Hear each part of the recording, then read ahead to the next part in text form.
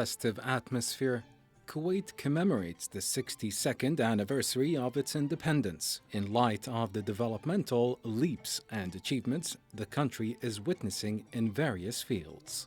Since the dawn of independence, the state of Kuwait has been moving rapidly towards renaissance and comprehensive development to build the Kuwaiti citizen, achieve prosperity and a decent life under the wise leadership of the Honorable Al Sabah family, the rulers of Kuwait. It's very important in that time first to send my congrat with all my colleagues in the embassy here to His Highness the Emir of Kuwait and the Crown Prince and the Prime Minister and the people of Kuwait in this occasion of the 62nd Independent Day of Kuwait and also the Liberation Day. Very important. I think all of us in London are looking forward to celebrating it here. I know my friends in Kuwait are looking forward to celebrating it there. It's very important. Never has there been perhaps a more important time since the end of the Second World War for states to emphasize their freedom, their individuality, their identity. And that the United Kingdom stands behind those who want to celebrate that, I think is important. It'll be an important day here in London and be an important day, of course, in Kuwait City. I'm really looking forward to the celebrations over National Day and Liberation Day weekend. This will be the second time that I've experienced those celebrations here in Kuwait, and I find that there are always lots of family-friendly activities, and it's great to see lots of Kuwaitis and lots of other people out celebrating, enjoying the good weather. But I also think it's quite a serious time as well, where a lot of people will be reflecting on history and about how precious freedom and independence is, that it's something worth standing up and fighting hard for.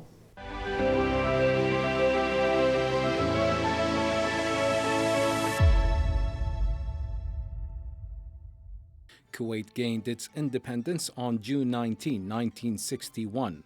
In which the late Emir Sheikh Abdullah Salam Al Sabah announced the end of the British Protectorate Treaty by signing the country's independence document with the British High Commissioner in the Arabian Gulf, Sir George Middleton. On behalf of the British government, is considered a pivotal day in the life and purpose of the state. 1899 was a turning point in the history of Kuwait. Prior to that, the region, the Arabian Peninsula, including Iraq, Iran, and Saudi Arabia and Kuwait, was being under the rule of Ottoman Empire and the expansion of the Ottoman Empire, and different levels of authority. Kuwait was on the verge of being totally ruled by the Ottoman Empire when the late Emir of Kuwait, Sheikh Mubarak al-Kabir, was the ruler, did a very important act of protecting the country of Kuwait at the time by signing a treaty with the British to maintain Kuwait's independence and to maintain Kuwait's sovereignty at the time and to protect it and to give Kuwait an opportunity to operate as an independent country at the time. The 1899 treaty between Kuwait and Great Britain at that time, it came in the middle of regional and international turbulence, political turbulence. We're talking about the time that came before the World War I, with all the changes happened with that big event. So it was the umbrella, political umbrella for Kuwait that protected Kuwait from being raised from other powers or from being attacked from other powers, and it kept this entity as it is till today. I mean, as we see it, with some changes, but the entity as an entity, it remained, and one of the main reasons for that was the 1899 treaty between Kuwait and Great Britain. Kuwaitis continued to hold the Kuwaiti Independence Day on June 19 of each year between the years 1962 to 1964, until an Emiri decree was issued on May 18, 1964, according to which the Independence Day was merged with the day late Emir Abdullah As-Salam Al-Sabah assumed the reins of power, corresponding to February 25 of each year, beginning in 1965. Since then, Kuwait celebrates its independence on this date, naming it its National Day.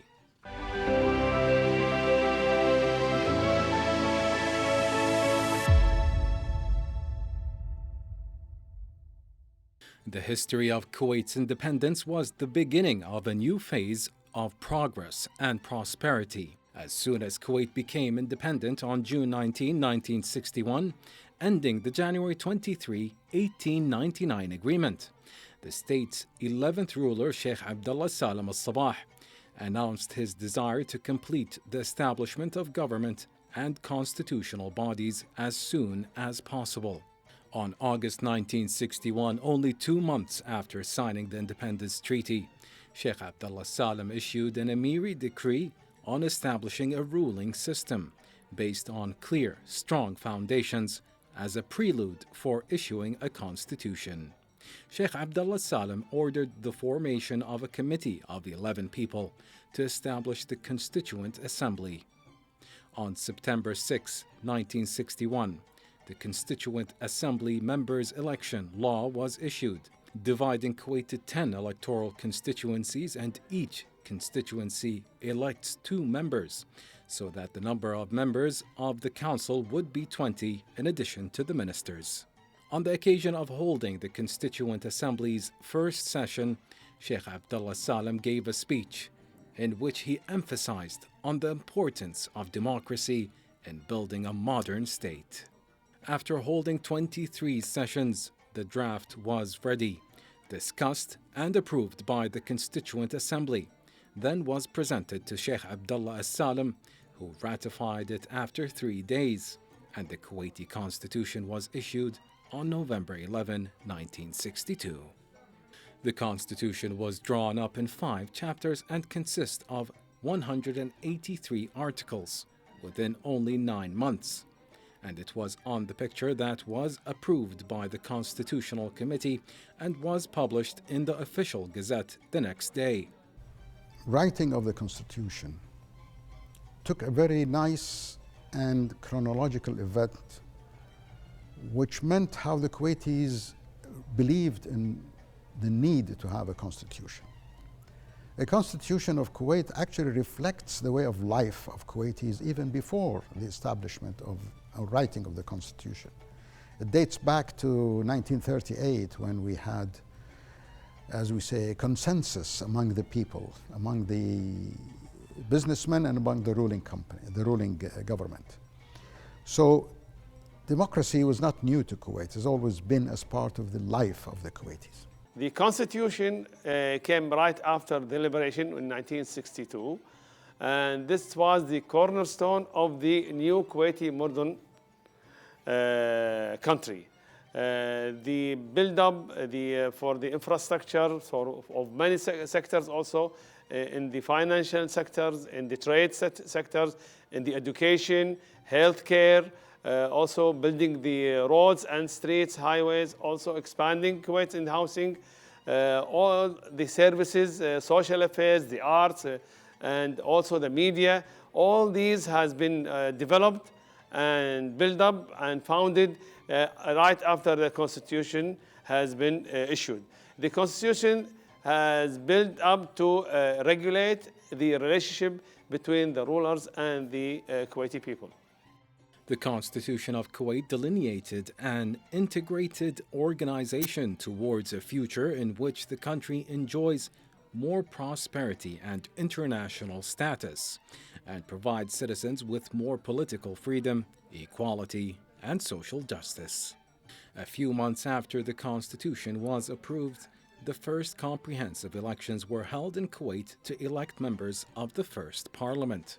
It was officially signaling the start of political practice under the provisions of the new constitution. It was also the entry through which the limits of the country's main legislative executive, judicial powers were implemented. The provisions of the Constitution came in their entirety to consolidate the foundations and constants that Kuwait has followed since its inception and flowed through its people's veins in terms of relying on their lives and their actions on the foundations of Shura, democracy and popular participation that the Constitution decided and codified for Kuwait and its development and modern parliamentary democracy. The 1962 Constitution is the natural result of a number of historical demands and consultations, and it is the effort of the people that preceded us, which is the agreement of the ruler and the ruled, which was embodied in the most sophisticated form of the social contract and was clearly translated into a modern constitution that preserved the entity of the state. The Constituent Assembly continued in currency until January 20, 1963, before it dissolved itself to hold the first parliamentary elections to choose the members of the first parliament.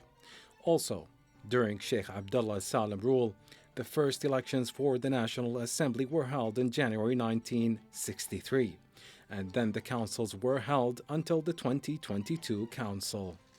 The reign of Sheikh Abdullah Salim, which spanned 15 years, was one of the most prominent years in the history of Kuwait and was called the father of independence and the father of constitution due to his strenuous efforts, sacrifices, and wisdom to achieve this independence. The state of Kuwait is the first country in the Arabian Peninsula to take steps towards democracy by creating a constitution.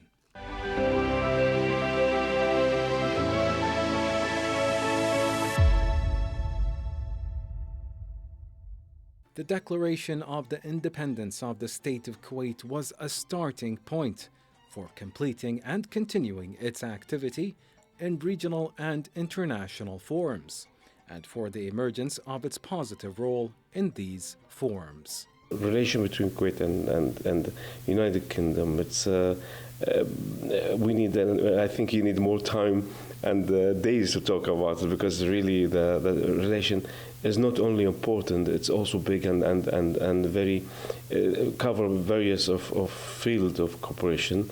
That's as you mentioned for me in the beginning, it's now been like 124 years since we have this relation together. UK, there's no doubt, was with us since the independence until the liberation of Kuwait in 1990. And we always with the UK. We always walking together since the independence. Since we have this a lovely story, as we call it. I always call it a beautiful story that's maintained our relation for 124 years, and the cooperation start to cover every field you can imagine. That's Kuwait interested in, and the UK always there to help and assist, and also to work together. Especially we're talking about the peace and prosperity and also the development. We are now in a strong base, very solid, strong base together, and we are from this base. We are launching a lot of cooperation in many fields. We just finished recently the visit of the Minister of State for Middle East, Lord Tariq Ahmed, and also we held a very positive and important meeting for the Joint Steering Committee. That's we've been discussed a lot of and various of field of cooperation between Kuwait and the UK. I think the relationship with Kuwait has always been a matter of pride to both of us. It goes back over 120 years, as we know. It was celebrated in 2019, the 120th anniversary of the relationship between us, and I think we both look upon it as very strong. In more recent times, the Joint Steering Committee that I inaugurated with His Excellency Minister Jarala all those years ago, now had its 19th meeting. I was seeing this week in Kuwait with my friend Minister Ahmed Going, and that emphasizes that diplomacy reaches across trade, across security, into relationships with our friends in the region, covers defense, all sorts of things, and we are mutually stronger by having this diplomatic relationship. So this is exercise Desert Warrior, which is an annual exercise that the British military is really proud to take part in alongside Kuwaiti allies. I've visited the exercise before, out in lots of dust high up in the desert, and it's really interesting to watch the two different teams come together. When I've talked to British military, all of the soldiers have said that they've really enjoyed the exercise. It's very interesting from the UK perspective, and we get a lot of benefits and a lot of learning from that as well, because it means operating in a very different climate, a different environment. And we're also able to share best practice on a range of different military activities with Kuwaiti friends. So it's quite a big exercise. It involves flying in lots of British soldiers. But it's well worth it, and I think both sides gain a great deal from it. We've had a long-standing relationship with Kuwait, a historic friendship, and the foundation of that is around defence and security and protection, and it's very important to us to continue to work very closely with our Kuwaiti allies on that.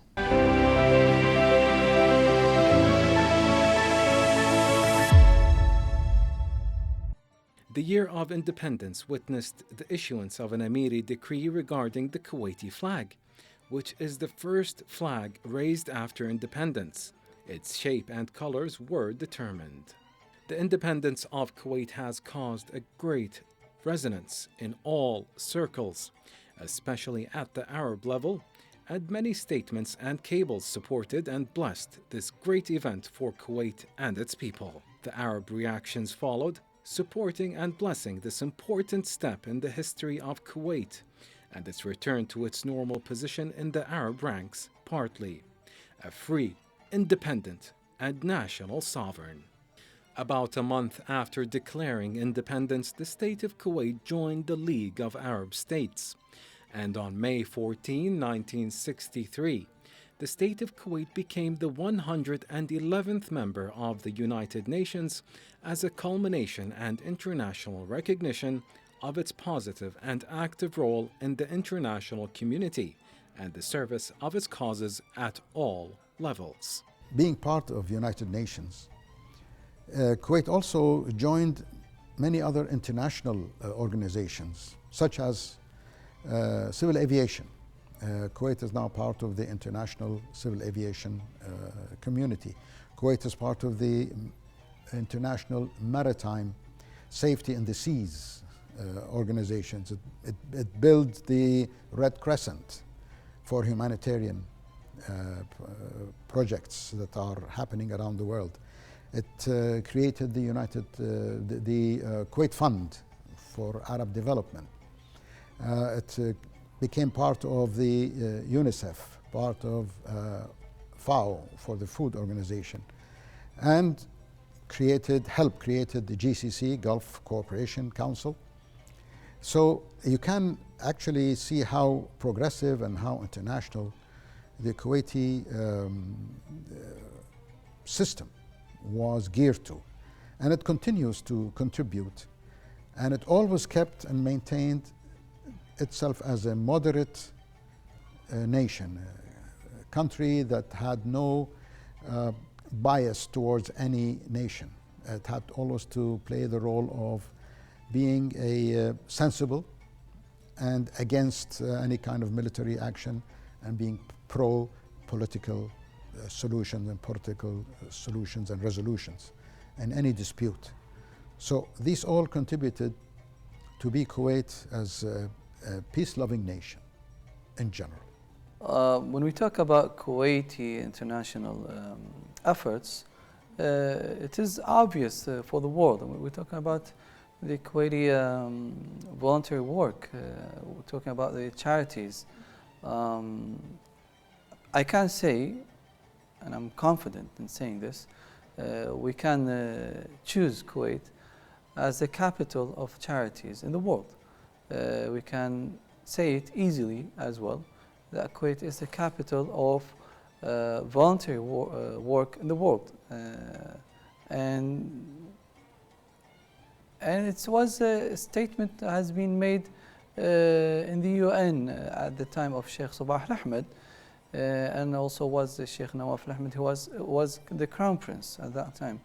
So it's a continuation of the same policy, and it's still alive and it's still active. The Kuwaiti soft power in the world.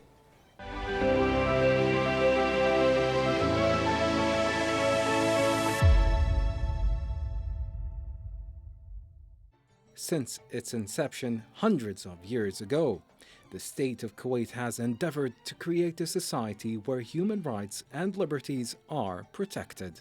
This policy was crowned by the adoption of the 1962 Constitution, only 1 year after gaining independence. The state of Kuwait worked to enhance and strengthen ties with other members of the international community in an endeavor to contribute to the development of such rights and to ensure greater prosperity for mankind. The relationship between Kuwait and UK before the independence and post the independence was based on several columns. We're talking about the economy, we're talking about security, we're talking about even they shared the same views towards the regional issues. For example, when we talk about economy, Kuwait had a great investment in the UK in the real estate. Kuwait has a great investment in BP till today. They have a sizable share.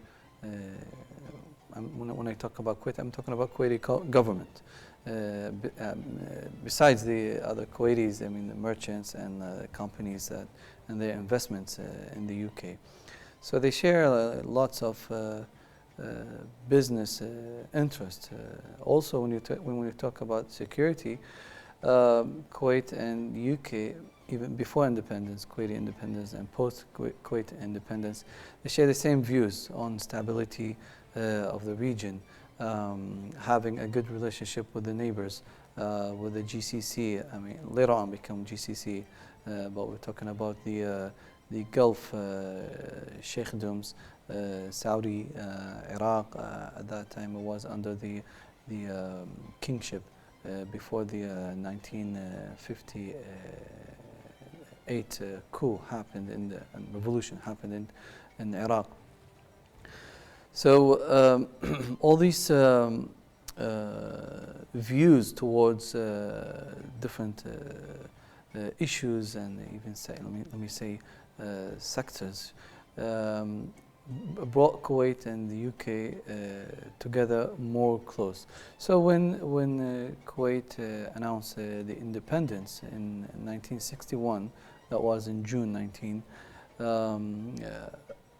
Kuwait signed other treaties with the UK, economic and security and other agreements with the UK.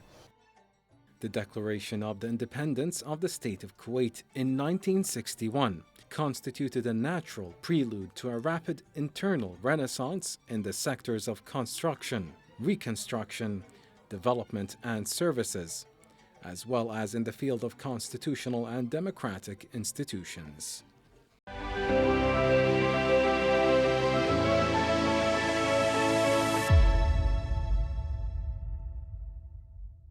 On the 2nd of August 1990, the state of Kuwait would experience its darkest days. The entire world was shocked at the actions of the former Iraqi regime.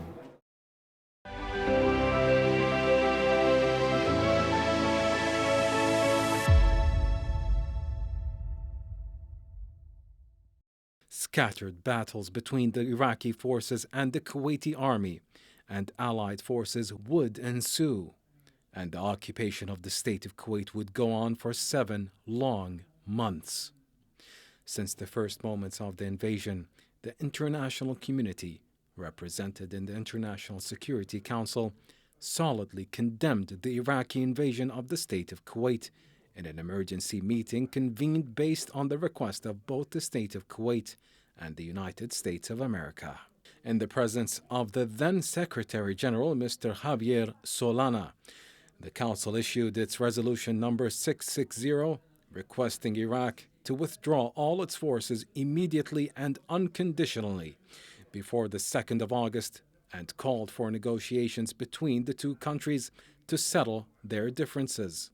When we celebrate the occasion of the Independence Day and the Liberation Day, there is no country can remember that there's more than the UK. Her Majesty the late Queen Elizabeth and His Majesty King Charles and the government of UK and the people of UK was with Kuwait from day one of the invasion of Saddam Hussein to Kuwait. We never forget this position, that the strong position they took, and that day. Me as a Kuwaiti was under the occupation there. We was like look always for what the UK do and what the UK what the UK move toward the liberation of Kuwait, and we remember day by day. Me as a person, as a Kuwait citizen, not only as an ambassador, I can't forget. I can tell you personally, like I was following BBC in that time, the only station we can follow. We always, always, until now, remember the role of UK in that day. I think the United Kingdom looks back on that time as an example of how the relationship with Kuwait has been strong in good times and in difficult times. No one forgets what Kuwait endured during that period, and the United Kingdom was very proud to stand beside our friend. And I think it was an important moment. It was an important moment for freedom throughout the world.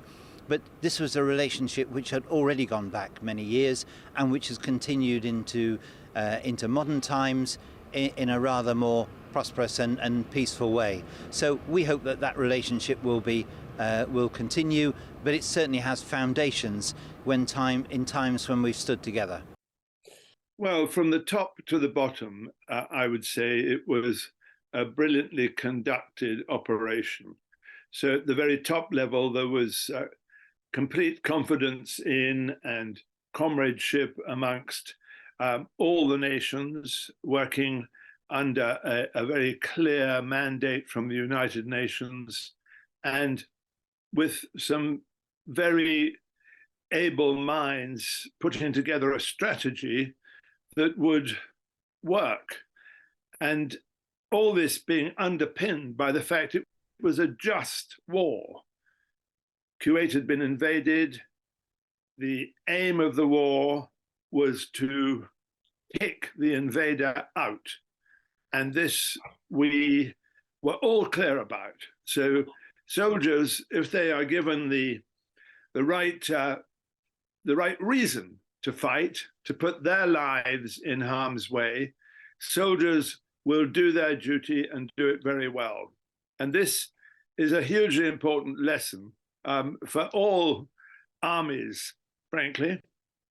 The liberation of Kuwait was, as I've said, a just cause for all the coalition to get together and to use as much force as required. Not too much. There was no unnecessary killing.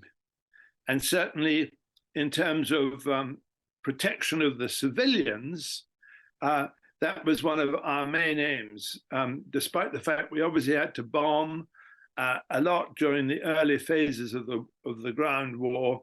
We were quite clear that we had to protect civilians' lives. So there was a just cause.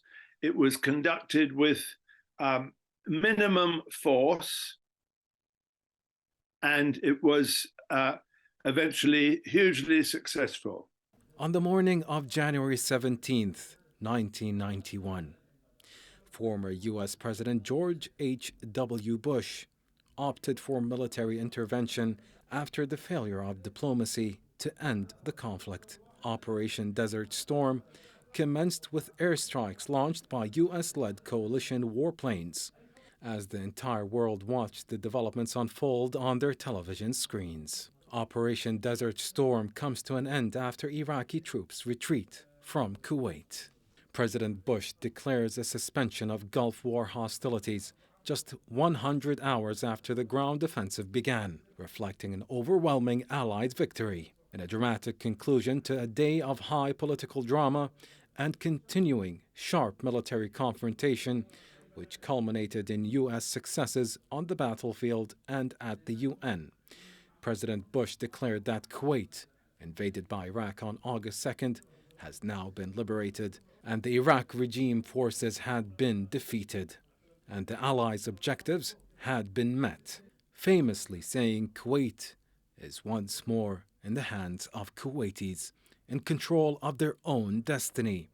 We share in their joy, a joy tempered only by our compassion for their ordeal.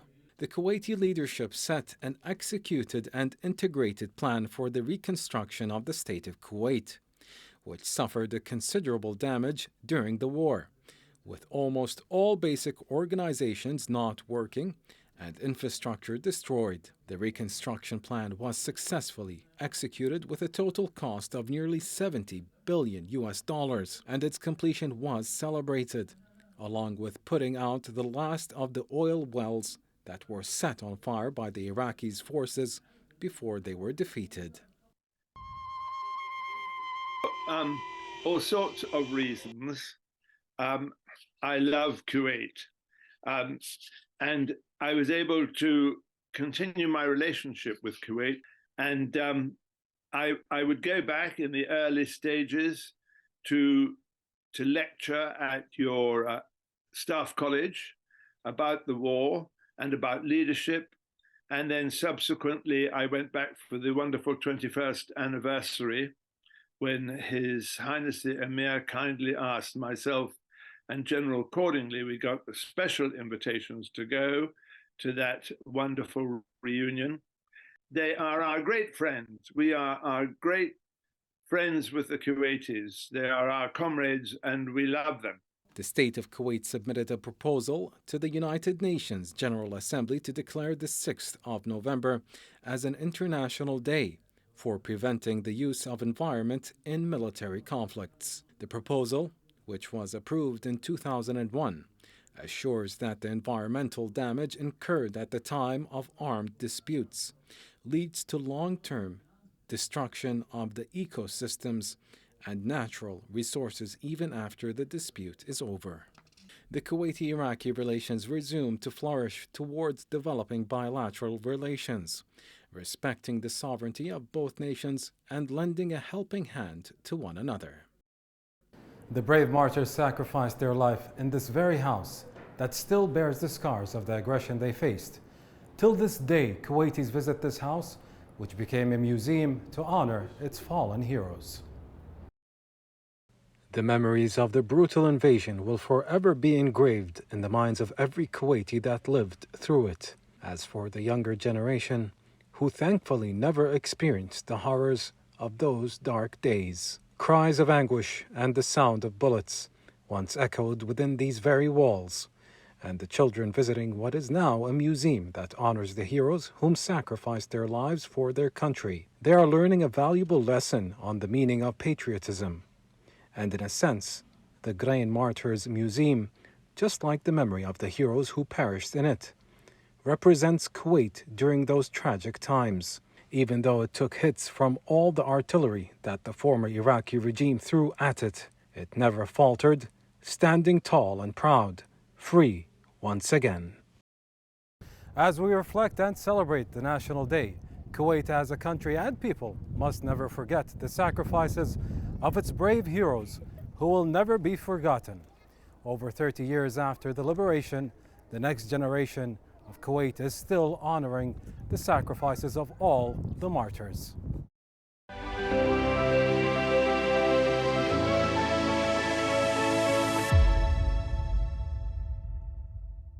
The years following independence witnessed many achievements. Kuwait was and will remain the pearl of the Gulf. Through the development plan that New Kuwait 2035 seeks to achieve by attracting foreign investments and achieving a comprehensive renaissance in all the projects included in the plan.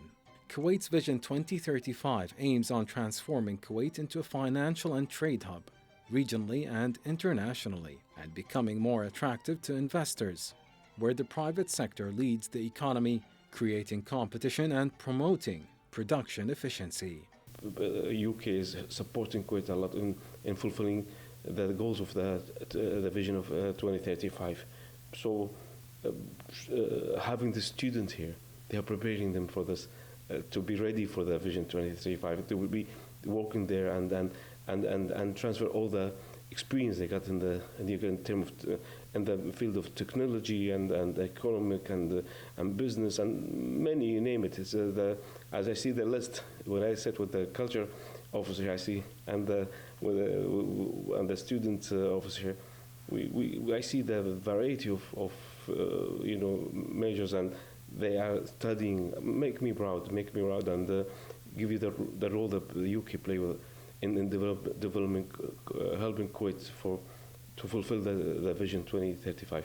Taken into account the Kuwaiti Vision of 2035, Kuwait has also established so many rules and regulation and legislations that aid Kuwait and allow Kuwait to be a financial and a trade centers, developing so many economic issues and economic articles which help Kuwait to be a center, a very important center in the stock market, also in the banking systems, and also in other financial and also in the investments.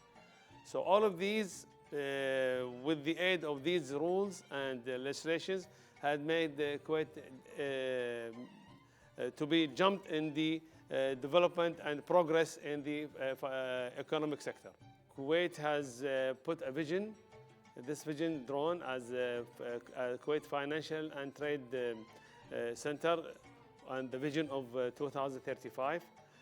Build up this vision, and to achieve this vision also it has prerequisite of so many steps have to be done, establishing an infrastructure for the economic and for the trades, also to empower the financial center of Kuwait.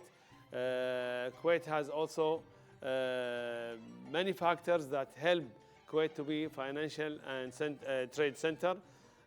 So with these rules, with these articles, and with these also theories that has been developed in Kuwait, and also to attract and bring the outside and foreign investments into Kuwait through the Kuwait Stock Exchange market, or through the banking system, or through the financial companies and the also investment companies. All of these collectively with the so many trade centers, and with the bringing so many summits and symposiums that to discuss and to expand all the rules that will help and aid to achieve the objectives and the goals of Kuwait to become the financial and trade center in the vision, within the vision of 2035. Under the umbrella of a supporting institutional body, which emphasizes national values, preserves social identity, and achieves social development, as well as providing an essential structure to cultivate a business-friendly environment. This is based upon the vision of the late Emir Sheikh Sabah Al-Ahmed Al-Jaber Al-Sabah and the implementation of his visions in this regard. And in September 2020, Kuwait was on a date with a strong start on the path of modern renaissance, with His Highness Sheikh Nawaf Al-Ahmed Al-Jaber Al-Sabah, may God protect and bless him, assuming the reins of the Emirate. As His Highness promised the Kuwaiti people in his first speech, after taking the constitutional oath, to continue to work tirelessly for the sake of Kuwait and its people, and called Kuwaitis to work hard in order to make Kuwait a modern state, and its residents enjoy equality in rights and duties, while preserving democracy and freedom of people and expression. Kuwait also possesses the main element to move towards achieving this vision, such as a strategic geographical location, encouraging legislative body, comprehensive judicial system, and a balanced international foreign policy. This project uses global indicators to track and measure Kuwait's progress with the plan and its performance in comparison to other countries, as well as setting goals and following up on the performances towards achieving the vision. Kuwait's National Development Plan is linked to international goals and factors by adapting to the United Nations Sustainable Development Goals in order to achieve compatibility between the National Development Plan and the International Development Vision. The government based this need and desire to acquire a development plan came at a time when the world has been witnessing local, regional, and international developments. This demanded the development of a clear, ambitious, and objective plan. The objectives of this plan were to raise government performance and channel national resources towards achieving the desired goals. The system includes an integrated system of development documents, including the 5-step process that has shaped the development paths of the state over the long term through mechanisms, means, and projects to ensure the achievement of development goals in the long and medium term. The main aspirations of Kuwait Vision 2035 includes transforming the regional leadership role of Kuwait as a financial and commercial hub, and reviving the pivotal role of the Kuwaiti private sector in leading the country's development. Reconstruct the important and different positions, as well as the bodies and institutions of the country, in addition to enabling work empowerment and productivity. Providing new infrastructure, appropriate legislation, and enabling a business environment beneficial to development, and providing controls and climate to ensure total and balanced human resource development. Today, the state of Kuwait celebrates its glorious National Day as it aspires to achieve more achievements, more progress and prosperity under the wise leadership of His Highness the Emir, Sheikh Nawaf Al-Ahmed Al-Jabr Al-Sabah. May God protect and bless him, who made the welfare of the citizen one of his priorities and the focus of reform and development plans. Since the dawn of independence and over the past 62 years, Kuwait has accomplished much on the road to a comprehensive renaissance. With the cooperation of its people and the wise leadership of His Highness the Emir, Sheikh Nawaf Al-Ahmed Al-Jabr Al-Sabah, may Allah protect and bless him, and His Highness the Crown Prince, Sheikh Mish'al Al-Ahmed Al-Jabr Al-Sabah, may Allah protect him. The renaissance and advancement of Kuwait is linked to its ability and its people to preserve its identity and to rally towards its leadership. And to each of us must work in a way that protects the security, pride, sovereignty, and independence of this country. May Allah protect Kuwait, its leadership, and its people, and perpetuate the blessings of security, stability, and prosperity on it. Happy National Day!